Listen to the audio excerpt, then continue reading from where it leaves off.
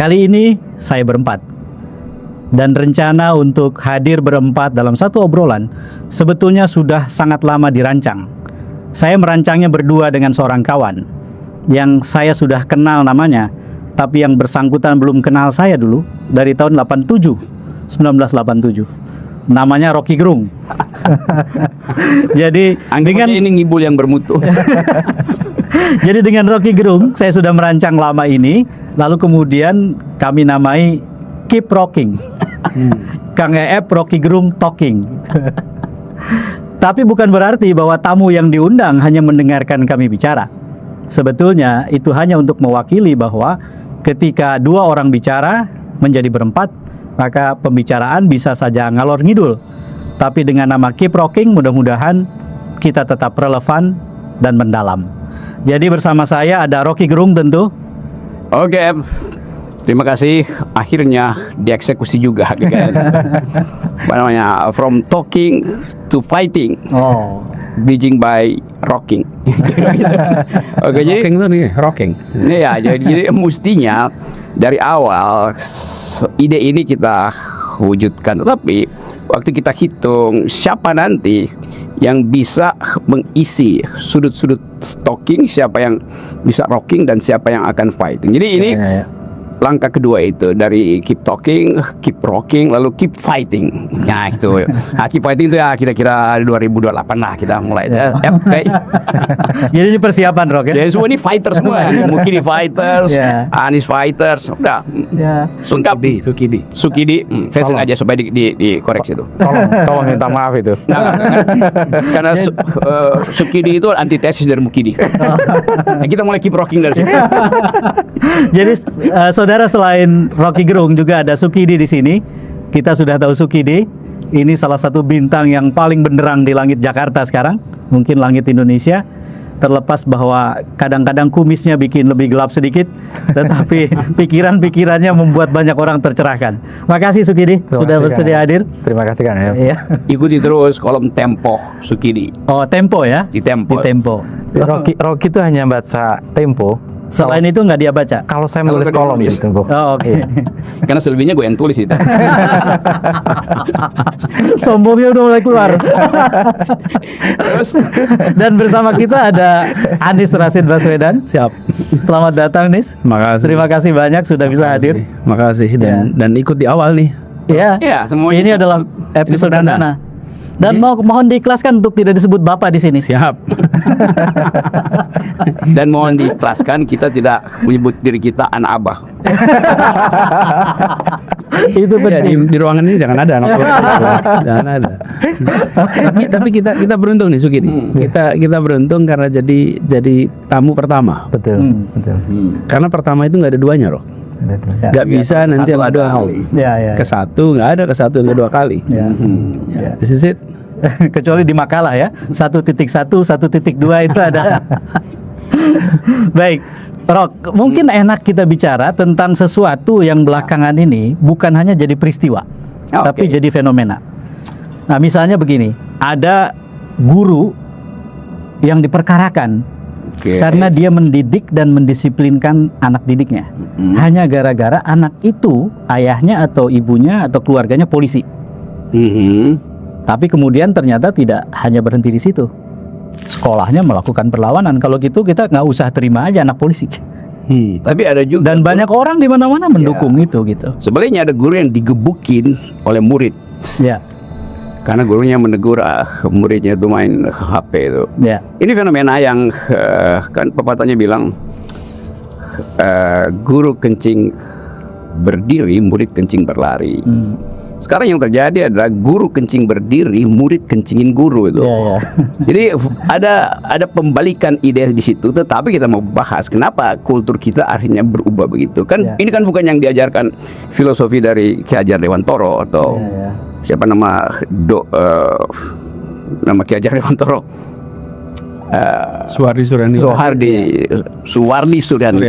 Ini netizen ini perlu tahu nih, itu orang yang sama itu. Kenapa dia memilih mengganti nama supaya kesan ningratnya hilang tuh. Itu juga ada juga orang ganti nama tapi niatnya lain itu. Niat untuk menghilangkan keningratan. Sebaliknya ada yang namanya biasa tapi karena ingin jadi raja, Ya, raja. dia pakai seluruh peralatan raja, gimmicknya dibikin raja-rajaan, kira-kira gitu. Ya, nama depannya Joko gitu kalau nggak salah ya itu. Enggak, dia mul. Oh. Jadi maksudku begini, Rob. Ya. Ada fenomena perlawanan orang kecil sekarang ini. Yap. Misalnya di pagar laut ya. Di Mhm. pagar laut itu kan perlawanannya membesar karena semua orang sekarang punya perlengkapan baru kan. Dengan media sosial semua orang banyak terlibat gitu ya. Lalu kemudian banyak lagi bisa kita daftarkan gitu. Gas 3 kilogram. Menurut saya adalah fenomena perlawanan orang kecil tuh. Bagaimana orang-orang kecil yang disusahkan oleh kebijakan yang keliru gitu tidak diam tapi melawan. Nah, baiknya kita mulai dari Anies nih. Dari Anies nih, Rob. Soalnya kita tahu Anies 5 tahun jadi gubernur kan? Dan dia pernah Dan jadi orang besar tapi masih mau melawan juga tuh. Bukan begitu. Bukan begitu pertanyaannya. Pertanyaannya adalah selama jadi gubernur, pasti perlawanan yang paling gigih datang di Jakarta itu dari orang kecil. Karena orang kecil di Jakarta itu 70% lebih. Kalau pakai data BPS dengan penghasilan per bulan 3 juta ke bawah. Itu 70% lebih. Nah, kita dengar dari Anies nih, gimana Anies menghadapi itu? Ada gak dia menangkap gejala orang kecil makin melawan? Wajarkah itu gitu? Dan seperti apa orang besar harusnya mengelola itu gitu? Well, sebetulnya gini Kak, sebelum sampai ke situ ya, yang soal perlawanan rakyat kecil, ini kan cara merespon atas sebuah ketidakadilan. Ketika terjadi ketidakadilan, apakah itu karena institusi yang menekan sekolah, apakah karena kebijakan, apakah ini sebuah perlawanan atas ketidakadilan. Jadi kalau dari kacamata negara nih, maka nomor satu pastikan ada keadilan. Karena sehingga tidak muncul perlawanan itu. Oke. Nah, jadi hulunya dulu diurus ya. Nah, ketika muncul ketidakadilan ini yang menarik nih. Kalau rakyat kecil bereaksi, mereka menggunakan metode perlawanan yang kecil-kecil, mikro, tetapi kolektif. Ya. Apa yang terjadi dengan itu? Video rekamannya ketika kasus guru itu? Oh iya. Terjadi. Itu kan masif. PGRI bergerak. WA group. Udah.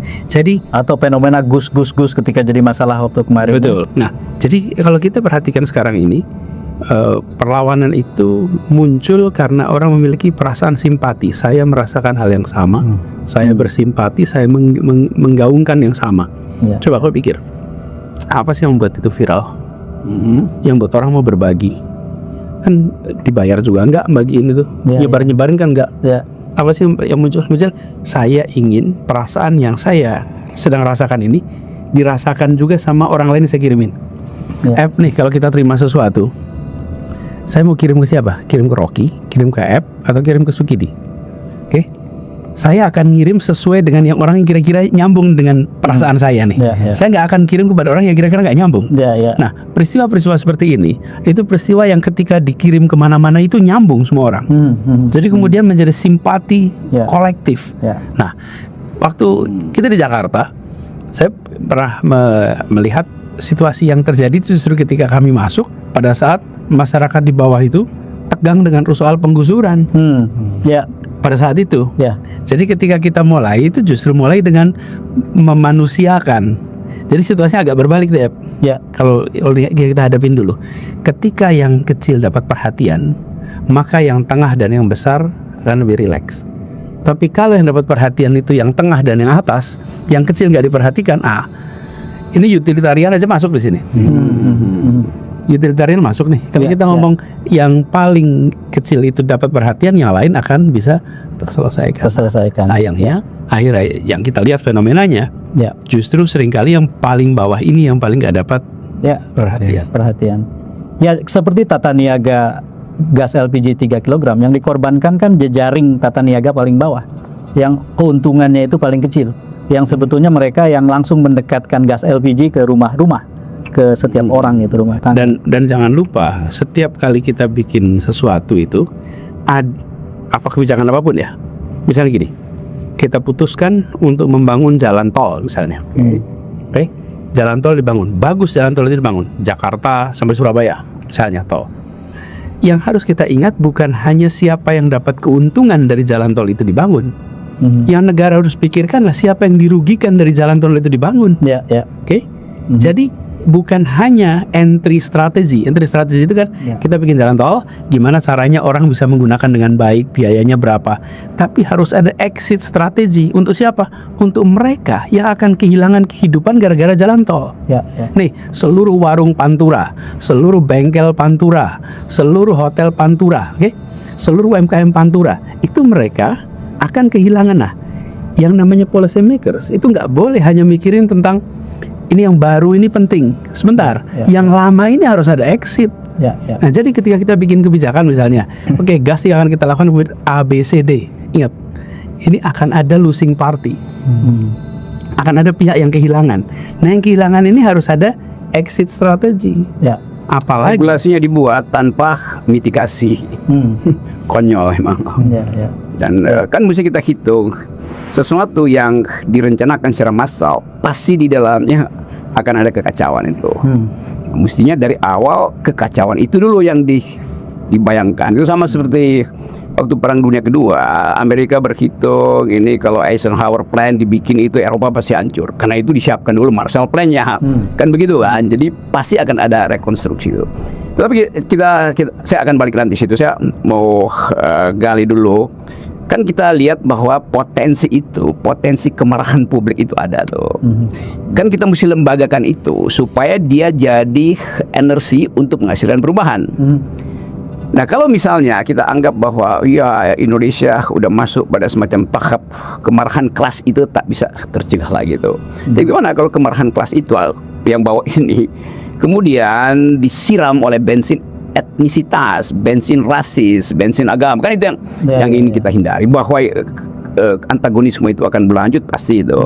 Tapi kita mau lihat prediksi kira-kira pengalaman Anies itu kan ketika Anies bukan berkuasa tapi memerintah Jakarta, kan yang berkuasa yang lain pada waktu itu. Dia berupaya untuk Bisa panjang itu bahasa. ya, Anies berupaya untuk melihat potensi yang disebut rakyat ini bagaimana diselesaikan tuh, diajak diskusi atau, tetapi mesti ada rencana mitigasi. Sekarang kita lihat misalnya tadi betul Anies tuh keresahan ada di mana-mana tuh, sepanjang Pulau Jawa ini bakal dipenuhi oleh poster Adili Jokowi. Itu unpredictable, tapi juga dia mesti kita anggap sebagai sesuatu yang normal tuh. Dalam keadaan tadi kan, dalam keadaan disparitas ide, orang akhirnya anggap oke, maksimalkan aja idenya kalau begitu. Apa sih itu pagar bambu tuh, apa sih itu topinya si Bahlil itu, gas itu kan. Lalu orang berpikir bahwa ya naikin aja isunya tuh, yaitu Adili Jokowi. Jadi sebetulnya psikologi itu kan dicicil akhirnya kan. Begitu outletnya terbuka, orang klaim yang maksimal gitu. Gitu. Dan ide itu yang saya kira nanti minggu depan akan ditulis di Tempo oleh Sukidi, maka dia bocorin dulu deh kira-kira apa. Iya deh. Gimana deh? Bocorin deh. Saya kira apa yang dikeluhkan oleh Bang Rocky kalau saya ekspresikan dalam satu bahasa, satu ekspresi adalah public resentment. Jadi ada kemarahan publik terhadap situasi ketidakadilan yang itu dipertontonkan oleh aparatus negara, dan kemarahan publik ini sudah lintas agama, kelompok. Bayangkan kita memperoleh satu kemarahan dari seorang Ibu Sumarsih yang mampu berjuang untuk memperoleh keadilan. Yang Kamisan. Payung hitam ya. Payung hitam. Dan saya pernah diajak oleh Bapak Kardinal untuk berkunjung ke rumah Ibu Sumarsih, dan saya melihat dari dekat bagaimana perjuangan seorang ibu mencari keadilan. Hingga hari ini keadilan itu tidak diperoleh. Dan kita berdua sama saya pernah hadir di acara Kamisan juga untuk mengingat kembali satu peristiwa kekejaman terhadap nyawa manusia yang selama lebih dari 10 tahun tidak pernah bisa diselesaikan. Jadi saya melihat bahwa kalau kita putting together ya public resentment ini dari berbagai titik-titik wilayah di Indonesia, kita akan memperoleh satu kemarahan publik yang cukup luas. Orang melihat bahwa kemarahan akibat gas melon itu hanya soal gasnya, tapi kita melihat potret rakyat kecil yang betul-betul menjadi korban dari ketidakadilan. Jadi sebetulnya yang sedang diganggu kelangsungan hidup mereka, Kelangsungan hidup dan bukan ketersediaan gas melon di dapur mereka. iya, dan sikap umum dari masyarakat kita, terutama dari pemerintah, dari moral respon dari masyarakat kita, bahwa umumnya kita ini terbiasa untuk memuja mereka yang berkuasa dan kaya sambil menghardik mereka yang miskin dan berkondisi lemah. Dan ini bagian dari korupsi dari sentimen moral yang telah diprediksi oleh Adam Smith sejak beliau menulis buku Teori Moral Sentimen. Dan apa yang diprediksi Adam Smith itu terjadi hari-hari ini, yaitu adalah kebiasaan orang untuk memuji mereka yang kaya dan berkuasa sambil pada saat yang bersamaan menghardik mereka yang miskin dan berkondisi lemah. Itu pertanda dari kerusakan korupsi moral itu. Jadi akar dari masalah ini buat saya adalah sikap umum kita yang terbiasa untuk menjilat kekuasaan sambil menghardik mereka yang lemah. Dan ini saya kira sikap yang perlu kita evaluasi secara luas. Coba kita evaluasi sampai di situ ya. Coba Kan- Bang Rofi, bayangkan ya betapa para pemimpin ormas keagamaan itu lebih gemar untuk memuja mereka yang berkuasa dan mengemis kekuasaan sambil mengabaikan kerusakan moral yang terjadi akibat praktek korupsi, kolusi, dan nepotisme. Ya itu meluas sampai universitas kan. Universitas yang fungsinya itu menggali pikiran, dia lebih suka menggali tambang itu, menggali akbar kan. Jadi Mbak, saya gali sedikit ya. Kan masyarakat kita, mayoritas masyarakat Jawa terutama ada semacam filosofi bahwa orang Jawa itu nerimo tuh.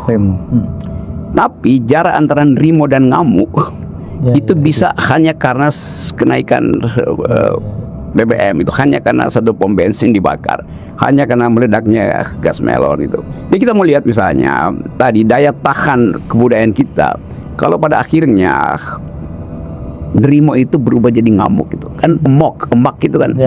Dalam bahasa Inggris itu perilaku orang Melayu yang tanpa asal usul tiba-tiba udah berkelahi di mana-mana.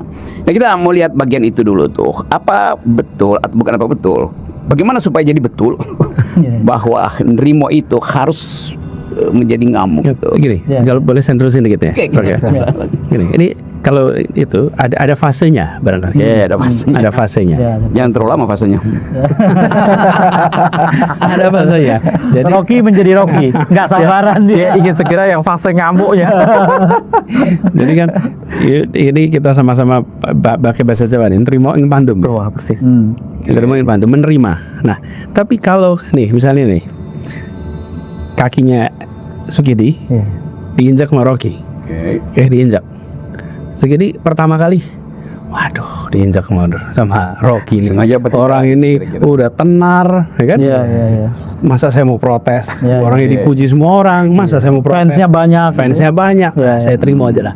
Saya nerima aja nih, diinjak. Itu nerimo yang diinjak lain. lagi. Oke. Diinjak lagi. Ngalahnya itu fase ngalah itu. Ya udah saya terima ini ngalah. Udah diinjak. Terus akhirnya Mas, mohon maaf Mas, kaki saya diinjak. Oke. Oh sorry, Sukidi saya pindah. Sukidi pindah. Rocky mendekati lagi, diinjak lagi. Jadi dari ngalah dia geser jadi ngalih. Udah geser, Ngamuk. masih diinjek lagi, baru ketiga tuh ngamuk, Pak. Ini sama dengan bukunya. Jadi ngalah, ngalih, ngamuk. Kalau menurut Mulyono itu ada 4. Kalau menurut Mulyono. Jadi setelah ngalah, ngalih masih ada 1 sebelum ngomong atau ngamuk. Apa tuh? Ngomong. Jadi kalau ngalah itu katanya ya seolah tidak terjadi apa-apa. Oke. Kalau ngalih dia lebih baik tidak ketemu orang itu, tidak berurusan dengan dia gitu.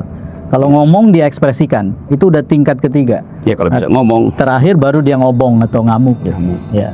Ini serius, ini kita mau lihat tadi sequences itu tuh dalam satu timeline ekonomi politik, ya kan?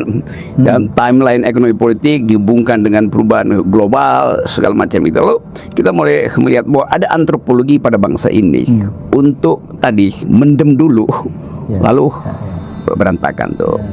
Dulu ada buku ditulis oleh Albert Camus untuk memperlihatkan bagaimana emosi tumbuh dan menghasilkan revolusi itu. Dulu bukunya begini, judul bukunya Resistance, Rebellion, and Death itu. Bertahan, memberontak dan akhirnya mati. Jadi kira-kira di dalam psikologi manusia itu ada batas ketika orang merasa lu kelewatan deh, keterlaluan lu. Tetapi di dalam demokrasi ini disalurkan lewat institusionalisasi kan. Nah sekarang nggak ada orang yang percaya pada pelembagaan kemarahan. Nah ini masalahnya nih. Master Sukidi, sesi berikutnya yang akan ditulis di Tempo pasti yang beginian kan. Sebetulnya ada satu ini juga literatur yang dekat dengan kita itu. Dulu Romo Mangunwijaya pernah nulis khusus di Prisma antara lain tentang kelompok marginal. Kelompok terpinggirkan. Jadi menurut Romo Mangun itu memang prosesnya itu ada tahapan. Seperti misalnya yang pertama, ketika mereka pun sudah mulai melawan, tahapan pertama itu akan menjadi semacam guyonan, humor, jokes. Satire. Jadi kata Romo Mangun, semakin tidak adil, semakin mengikat, mengkekang satu sistem, itu akan melahirkan humor yang berkembang biak luar biasa. Karena orang-orang kecil yang terpinggirkan, yang dikalahkan terus-menerus, itu akhirnya pertama dalam tahap awal akan melawan dengan itu. Karena itu kita kan masih ingat ketika kalau teori besarnya James Scott, kita masih ingat kan ketika Uni Soviet jatuh itu, maka buku pertama yang menyebar di seluruh dunia adalah mati ketawa cara Rusia itu. Kita baru tahu bahwa ternyata sepanjang sejarah komunisme yang sangat ketat itu, humor, jokes itu berkembang luar biasa gitu. Yang sampai sekarang itu menurut saya belum ada yang lawan tuh hasanahnya tuh. Sebenarnya ada istilah bagus sekali dari Romo Mangun, yaitu adalah Grundelan Republik. Grundelan Republik. Ya, Grundelan itu justru muncul di kalangan kaum lemah. Ya. Karena hanya itu yang mereka. Itu tahap awal mereka melawan itu. Grundelan, tapi orang sering lupa bahwa Grundelan itu disikapi secara sinikal. Seolah sikap acuh tak acuh, sikap pesimis. Padahal kata Romo Mangun, Grundelan itu justru merefleksikan sikap iman yang terlibat pada situasi yang ada. Dan dari Grundelan itu Romo Mangun memberikan satu pesan bahwa ini loh Grundelan orang kecil yang justru merefleksikan spirit mencintai Republik. Mencintai Republik adalah ciri dari seorang patriot yang jujur. Saya tertegun ketika ia tutup dengan patriot yang jujur, karena justru pada poin itulah kita mengalami defisit kejujuran, mahalnya arti kejujuran bagi penyelenggaraan Republik. Sementara patriot, kata Timothy Snyder, profesor dari Yale University, itu adalah seorang yang selalu mengimpikan cita-cita ideal untuk bangsanya itu sendiri. Nah, hari-hari ini justru bukan cita-cita ideal itu yang menjadi semangat patriotik yang terjadi pada Republik ini, tapi justru semangat untuk merusak tanah air dengan populisme, dengan kebohongan, dengan politik yang menghalalkan segala cara. Ini saya mau hindari situasi yang terlalu kontemplatif. Ini kan gimana nih? Coba di rocking sedikit. Justru saya imbangi Rocky ya. Udah mulai deh. Sukidi diturunin dikit. Jadi gini, Kita nggak jadi lawan Mas Andi kan. Satu waktu saya masih mahasiswa itu pergi ke Jogja cari Itu udah lama banget tuh. Kalau dia Lama banget tuh, cari Romo Mangun. Ya, karena disebut Romo Mangun, Pak. Iya. Saya ingin undang Romo Mangun itu untuk menerangkan keadaan Orde Baru dari sudut pandang kekurangan ide. Oke. Romo itu di asrama itu apa yang bisa kita perbaiki itu? Dia bilang begini nih, hanya ide. Kira-kira kalimatnya begini, hanya ide yang utuh yang mampu untuk mengikat kita.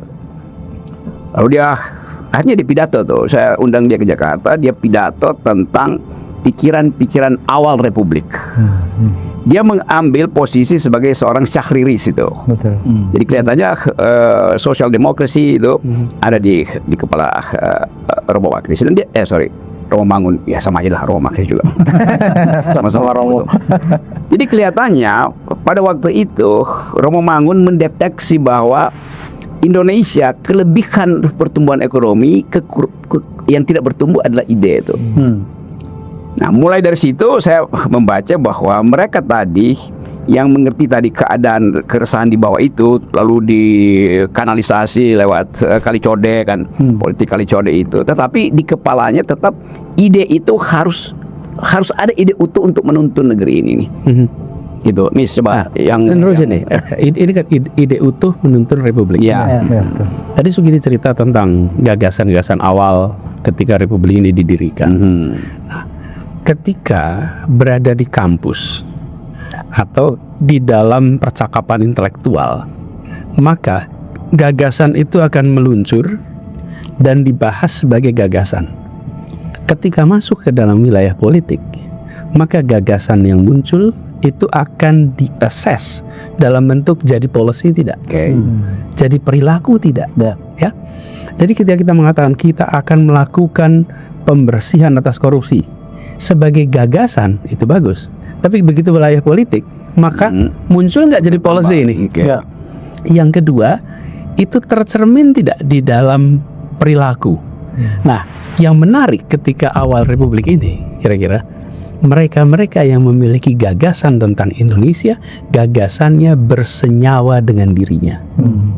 Bersenyawa itu artinya apa? Artinya ide itu nempel.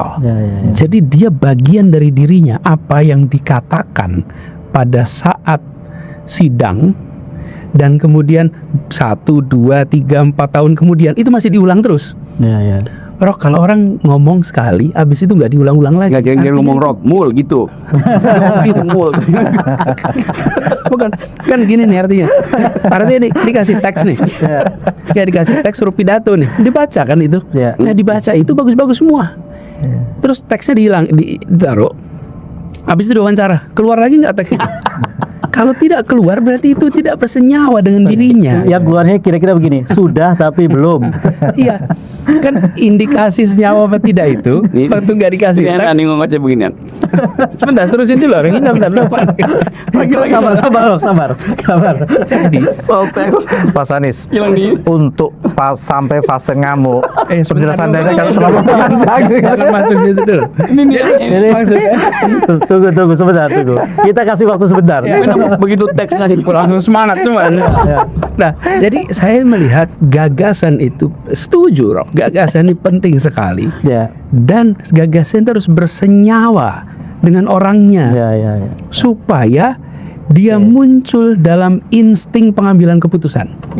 Kalau gagasan itu tidak bersenyawa, dihadapkan dengan sebuah fenomena harus ambil keputusan, dia nggak muncul itu.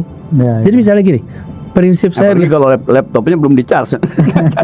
iya, loh, kita akan ketemu dengan segala macam situasi kok kalau di situasi pengambilan keputusan itu. Nah, tapi kalau misalnya nih bicara keadaan sosial itu menjadi pegangan utama. Ketemu fenomena apapun dia akan gunakan ini tuh sebagai alat tuh. Kalau yang muncul pragmatisme, apalagi oportunisme, maka ya itu yang akan muncul. Kalau yang saya perhatikan saat ini, kalau misalnya saat ini beberapa dekade ini, berapa Saat ini nggak apa-apa. ya, sampai sekarang gitu maksud saya, bukan cuma sekarang aja. Jadi gagasannya itu, Iya. kalau bicara satu value, ya, itu values. Yang satu lagi itu adalah cost benefit sebagai kuadran. Ya, ya, ya. Okay. Oke. Yang satu adalah cost benefit. Cost benefit artinya kan untung rugi ya. Cost benefit Okay. and value. Values itu kan Sumbu X-nya value, sumbu E-nya cost benefit. Ya, Oke. ya. ketika sumbu values itu nggak ada dalam gagasan, Mhm. Ya. maka setiap ketemu dilema dia akan melihat untung rugi. Oh, Oke. Tapi kalau ada sumbu values, ketika ketemu dilema, maka dia pertimbangkan 4 faktor nih. Ya, ya.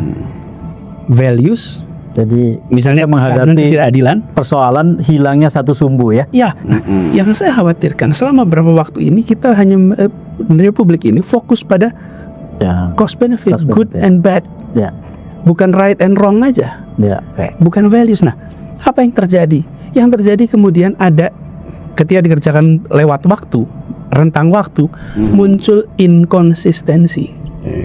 Karena yang menjaga konsistensi itu sumbu yang apa? Yang vertikal nih, ya. aksis yang X ini itulah yang menjaga konsistensi. Ya. Nah, yang menarik para pendiri Republik kita itu, apakah karena perjalanan intelektualnya yang hampir semuanya adalah kaum intelektual, Ya, ya. di mana bacaan diperas menjadi penderitaan. Ya. Oke. Bayangin, bacaannya tentang penderitaan. kemerdekaan, bacaannya tentang kesetaraan, terus dicampur dengan perjalanan penjara, perjalanan penekanan, maka dia mengkristal menjadi sebuah idealisme yang solid. Jadi ketika kemudian masuk di fase merdeka gitu kira-kira nih, Ya, ya. mereka tuh melewati itu udah dengan pegangan yang kuat gitu. Ya. Nah, saya melihat ini harus dikembalikan. Ya. Kembalikan satu idenya, yang kedua harus diuji bersenyawa apa tidak dengan ide itu. Kalau nggak bersenyawa, ya statement dibuat, action nggak nyambung dengan statement. Oke? Atau statement dibuat, habis itu teksnya nggak ada, Ya. nggak berulang itu Ya. statementnya. Nah. Jadi, stop sampai situ udah. sebelum Panjang. sebelum jadi kampanye kita stop. Jadi kalau kita bawa obrolan kita ini ke ranah soal kepemimpinan dalam demokrasi, itu kan memang studi-studi tentang demokrasi dan kepemimpinan di banyak tempat itu mengatakan bahwa ada 3 faktor yang harus berperan, dan itu bersamaan. Jadi gagasan atau democratic mind itu harus ada. Tidak mungkin orang bisa memimpin tanpa ada gagasan-gagasan, tanpa ada ide. Dan itu demokratis gitu. Jadi democratic mind. Yang kedua, tata laku. Sesuatu yang dia wujudkan dalam langkah, dalam apa yang dia kerjakan gitu. Jadi attitude, democratic attitude itu harus jalan. Yang ketiga yang juga kemudian bisa membuat kepemimpinan berjalan, dan ini penting, adalah democratic skills, keterampilan. Termasuk misalnya mengendalikan banyak orang yang tadinya begitu berkuasa menjadi tunduk di bawah dia. Dalam waktu yang sangat cepat dia bisa mengendalikan semua pos-pos terpenting di bawahnya dan lain-lain, itu skills. Persoalannya saya kira seringkali pemimpin-pemimpin Republik ini belakangan ya, itu ketika skillsnya luar biasa gitu, gagasannya nggak ada. Dan Gimana tadi ketika yang 3 tadi coba? democratic mind, Oke. democratic attitude, democratic skill. Nah, itu 3 itu harus berkumpul dalam ada itu pemimpin di itu. 10 tahun ini itu dipraktekkan itu. Nah. Democratic mind itu diolah oleh seorang raja. Oke. Yang kedua tadi Attitude, attitude itu diolah oleh follower. Oke. Yang ketiga itu skill, skill itu diolah oleh para buster. Itu yang terjadi. Ya, ya, ya. Lengkap ya. Lengkap sudah ya. keduanya lengkap. Tapi saya kira kembali ide Mas Anies, salah satu respon saya adalah ikhtiar Mas Anies untuk mengembalikan kembali semangat gagasan, semangat ide ke pendiri Republik itu. Ya, ya, ya. Saya kira itu yang perlu kita gaungkan, terutama pada ide pada pidato 1 Juni 1945 ketika Bung Karno berpidato. Saudara-saudara, apakah kita hendak mendirikan Indonesia merdeka di mana kaum kapital merajalela, atau Tapi kita Bung Karno nggak selembut itu ngomongnya ya. atau kita hendak mendirikan Indonesia merdeka di mana rakyat bersama sejahtera? Persis 79 tahun kemudian, ide kesetaraan, ide one prosperity, kemakmuran bersama itu justru Ya. gagal total setelah 79 tahun kita merdeka. Yang terjadi ketimpangan yang begitu tinggi yang terus naik, dan itu mengkhianati ide tentang kesetaraan dalam ekonomi, kesetaraan dalam politik. Bayangkan ya, mimpi Bung Karno, Bung Hatta itu kan sebenarnya dua. Pada Bung Karno kita belajar tentang bahwa demokrasi politik itu menghasilkan kesetaraan, tetapi justru diberangus melalui praktek nepotisme.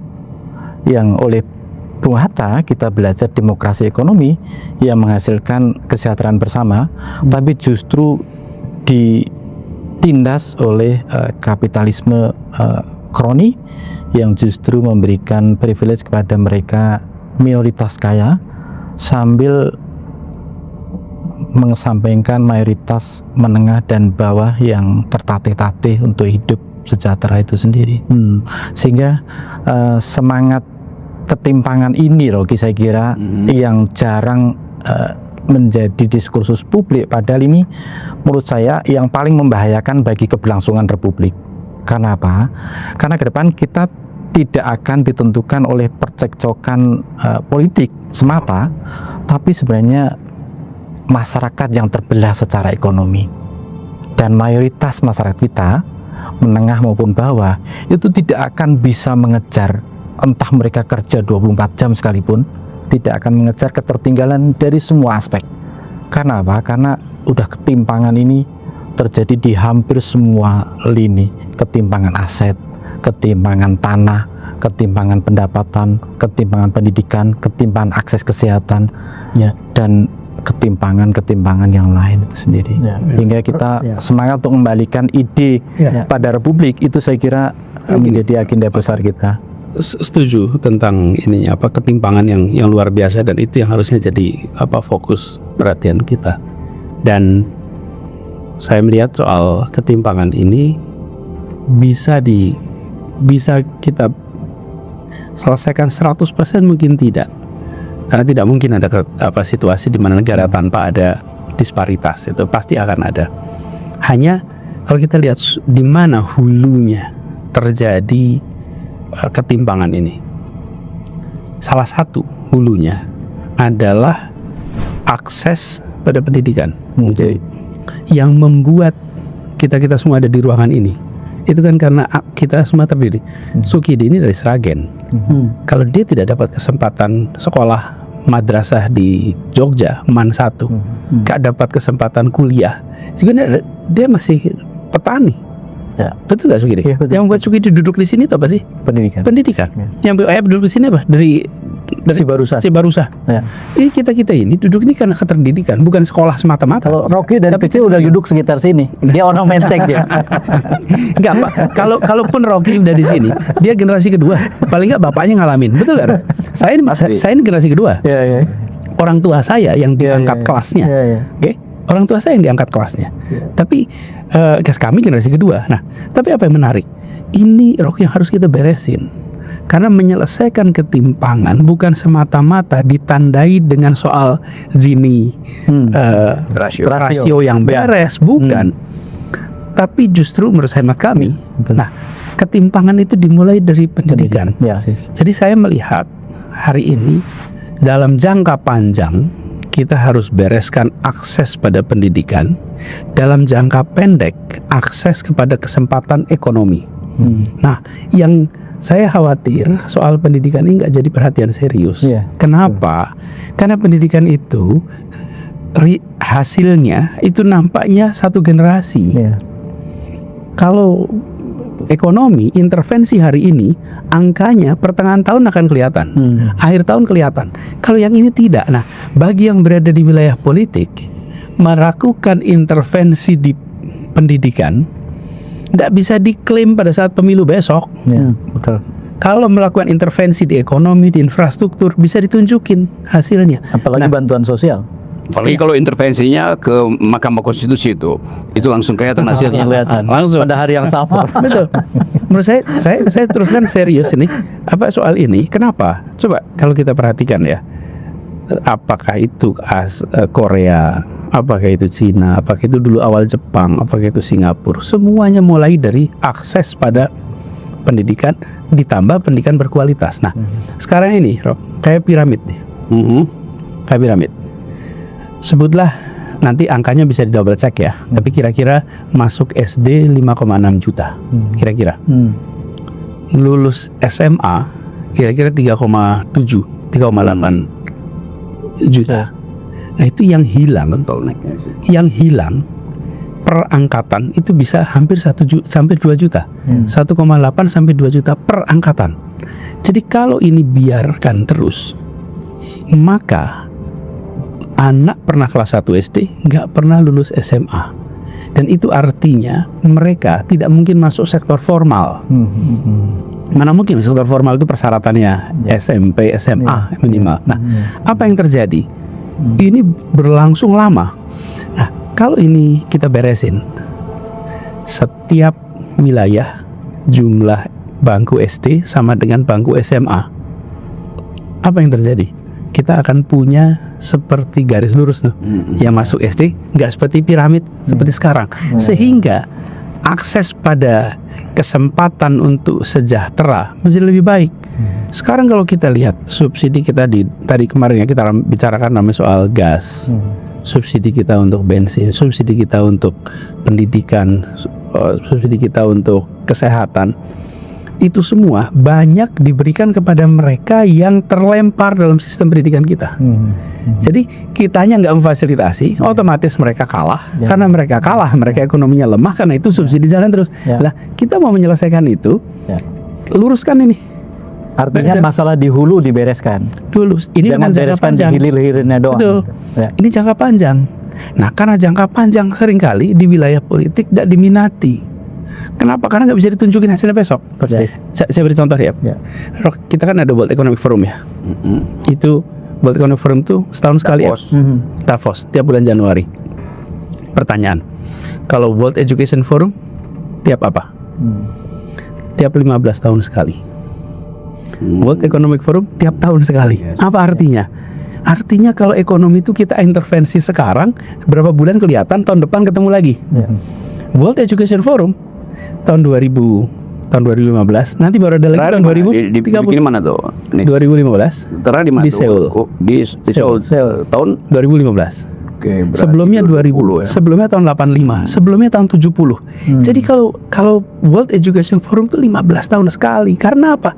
Mereka tahu bikin kesepakatan hari ini, 15 tahun lagi baru ngecek nih hasilnya.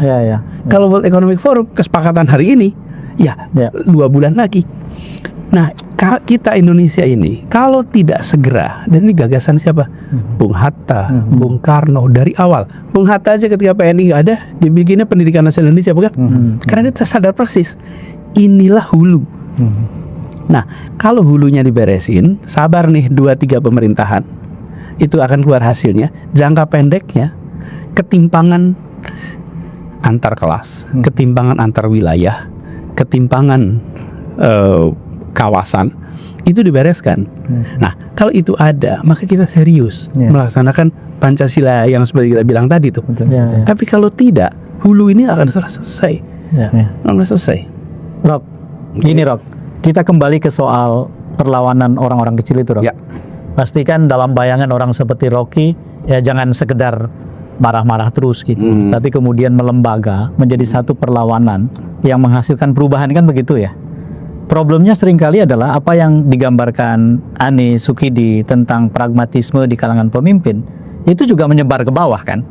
Dan mereka kemudian menawarkan cara pragmatis untuk membuat mereka dipilih gitu, di bawah. Sekarang bagaimana kita menyiasati ini? Kita mau menggerakkan orang-orang kecil untuk melawan secara terlembaga, ada perubahan gitu ya. Tapi kurang lebih persoalan yang sama ada pada mereka gitu. Apa yang dari sisi kebudayaan harus jadi strategi dalam konteks itu? Oke, kita lihat kenapa orang menerima tadi. Ya karena siapa yang bikin teori culture of poverty itu, apa namanya? Kultur kemiskinan itu. Jadi kita di Indonesia itu tetap kalau kita lihat sejarah perubahan politik yang di dalamnya ada kekerasan, selalu ada faktor ekonomi di situ kan. Dan saya kira itu semacam kepastian sosiologis bahwa ketika tabungan habis, maka kecemasan masa depan itu menjadi kan itu dasarnya. Nah, kita mulai lihat sekarang bahwa ya statistik udah kita baca tuh, kelas menengah turun, sementara yang berupaya menjadi kelas menengah tertahan justru oleh kebijakan-kebijakan yang memberatkan pajak, harga, energi segala macam itu. Jadi secara sosiologis memang ini akan meledak kan nggak mungkin kita bilang ya orang Indonesia tuh penuh dengan toleransi. Bukan, toleransi itu hanya bisa kita ucapkan kalau tadi batin dia itu tidak diganggu oleh kehidupan sehari-hari itu. Ya ada politics of hope, ekonomi akan bertumbuh 8% kata Pak Prabowo. Iya, tapi menyebutkan tadi itu nggak bisa diputuskan di Davos kan. Bahwa ekonomi akan tumbuh 8% tuh. Kita mesti lihat tuh apa yang bisa bikin rakyat percaya 8% akan tumbuh kan, itu lain lagi. Yang diputuskan di Davos itu beda dengan apa yang ada di tempat-tempat jajan mak-mak yang lagi nunggu anaknya di TK itu. Dan akhirnya lihatnya tinggal 20.000 pergi ke ATM nggak ada yang masuk kan. Jadi kelihatannya conditional ini, syarat-syarat ini mulai terpenuhi. Nah, sebaiknya kita berpikir buruk aja bahwa satu waktu ini akan meledak tuh. Kan dari awal kita tahu bahwa nggak mungkin semacam kegembiraan palsu ada presiden baru, tiba-tiba orang percaya pada harapan. Iya, kalau harapan itu tidak dicicil dalam bukti, orang akan anggap diam-diam dia akan bilang ya bohong sih, tetapi ya udah kita tunggu sedikit lagi deh.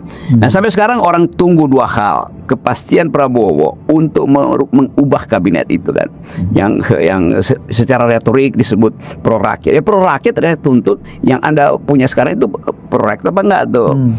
Sri Mulyani yang secara dipamerkan berpuluh-puluh tahun itu teman baik saya tuh, integritas, akhirnya kena dirjennya. Sri Mulyani bisa ngeles. Mendukung Sri Mulyani jadi calon presiden, Rocky. Ya pernah saya dukung itu betul-betul tuh. Dalam sejarah kita dulu. Iya, saya bahkan pernah siapkan dia satu vehicle partai itu. Tetapi pada waktu itu kan yang mengolah dia, mengasuh dia itu beda dengan yang dia nikmati sekarang. Lalu kita uji ya orang akhirnya berbeda itu. Jadi ya mungkin Sri Mulyani akan bilang ya kan dirjennya itu dari kasus kemarin ke asuransi. Artinya you nggak tahu dong track record dari dia kan. Si dirjen ini ya akhirnya harus dia terima karena didesakkan untuk jadi dirjen anggaran kan. Jadi semua itu terkait dengan akses langsung, assessment langsung seorang pemimpin terhadap kadernya dia kan. Itu saya kira conditioning itu dibaca juga oleh publik. Jadi publik tetap melihat bahwa ada yang nggak benar atau tumpukan kemarahan publik itu tinggal ada satu tipping point itu lalu tiba-tiba dia terbakar. Nah, salah satu poin yang di tulisan Tempo Sukidi yang sempat saya baca itu adalah bahwa ketika misalnya tirani berkembang dalam demokrasi, salah satu penyebab kenapa tirani itu bisa berlanjut atau berkelanjutan bahkan itu adalah tidak adanya resistensi dari bawah. Ada semacam penerimaan luas terhadap itu gitu. Nah, mungkin kita tanya Sukidi itu apa maksudnya dan seperti apa itu kita terapkan dalam kondisi sekarang. Kalau kita mau mengubah itu yang penting kan, Rek? Namanya diminta pertanggungjawaban. Iya, itu kan yang penting. Kalau kita mau mengubah itu apa yang harus dikerjakan, Di gitu. Kira-kira itu, Di. Sebenarnya tirani itu kan satu hal yang justru paling dikhawatirkan oleh para pendiri Republik Amerika ketika mereka mendirikan Amerika. Karena apa? Karena seringkali presiden yang terpilih secara langsung itu memanfaatkan ketidaktahuan rakyat untuk menang dalam pemilu, tapi akhirnya berkuasa sebagai seorang tiran itu sendiri, seorang demagog. Nah, saya kira Amerika gagal dengan terpilihnya Trump, bahwa demokrasi yang tidak langsung di Amerika toh akhirnya gagal untuk melahirkan seorang yang negarawan yang tidak jatuh pada tirani itu sendiri, apalagi kita demokrasi langsung itu sendiri. Nah, saya justru khawatir bahwa demokrasi langsung itu menghasilkan para demagog. Dan itu yang saya khawatir, bahwa demagog populis itulah yang justru berkuasa pada republik ini. Mereka menggunakan populisme sebagai instrumen untuk mengibuli rakyat dengan kebijakan-kebijakan populis. Karena itu Shakespeare menyebutnya sebagai fraudulent populisme. Populisme yang menipu rakyat. Kelihatannya pemimpin populis ingin menunjukkan kedekatan pada rakyat, tapi sebenarnya dia sedang menipu rakyat. Nah, populisme itu berkelindan dengan perilaku yang otoriter, perilaku yang tiranik gitu, kekuasaan yang tersentralisasi pada seorang tiran dengan menggunakan berbagai instrumen. Jadi kalau saya pendekin ini, demokrasi itu sumber masalah atau jalan keluar?